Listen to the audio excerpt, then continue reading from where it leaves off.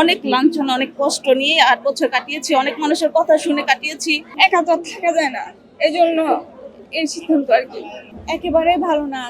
আমার বাসায় আমি আর আমার হাজবেন্ড, এছাড়া আর কেউ নাই। ও যখন অফিসে থাকে, যখনই কল দেয় যে মানে কি করতেছো, আমি উত্তর শুধু একটাই দিই, আমার ভালো লাগতেছে না। একা তো থাকা যায় না, এই জন্য এই সিদ্ধান্ত আর কি।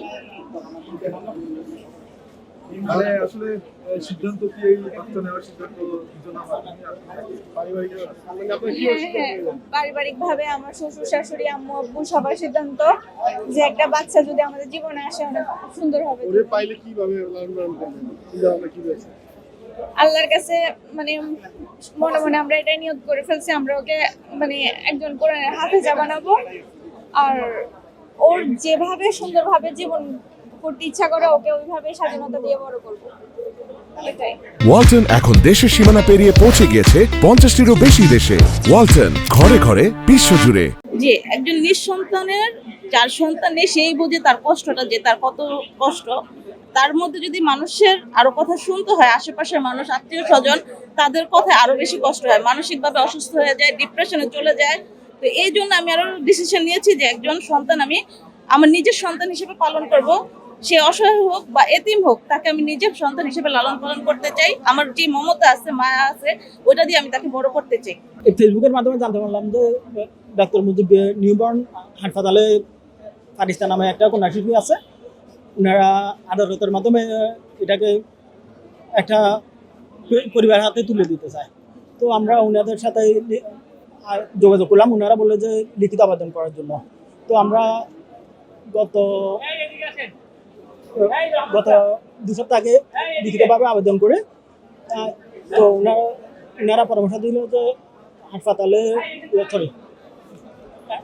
উকিলের মাধ্যমে আদালতে সমনের জন্য আবেদন করার জন্য এবং সমন নিয়ে যাওয়ার জন্য। নিউবর্ন ফাউন্ডেশন এবং আমি একই সাথে আমি শিশু মাতৃস্বাস্থ্য ইনস্টিটিউটের পরিচালক হিসেবে কাজ করছি।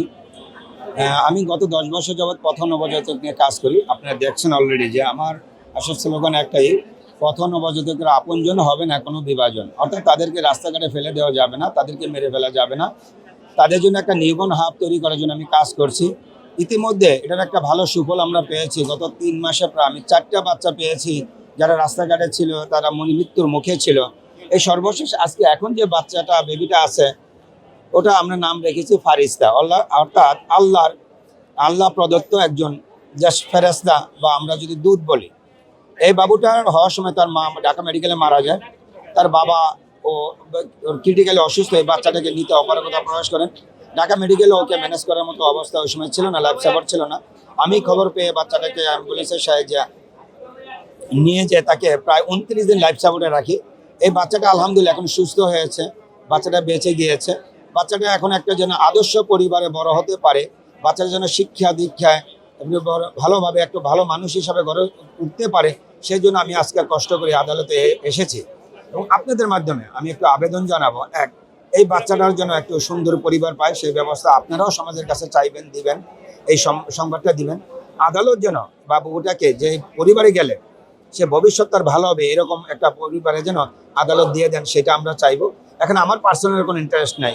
এখানে যে ক্যান্ডিডেট যারা আছেন তারা প্রত্যেকে আদালতে তারা এই হিয়ারিংয়ে অংশগ্রহণ করবেন। আর হ্যাঁ, ক্যান্ডিডেট ছিল এই বেবির জন্য অ্যাপ্লিকেশন দিয়েছে প্রায় 5000-এর উপরে। ওইখান থেকে বাছাই করে আমরা প্রথমে 15 জনকে ডেকেছিলাম।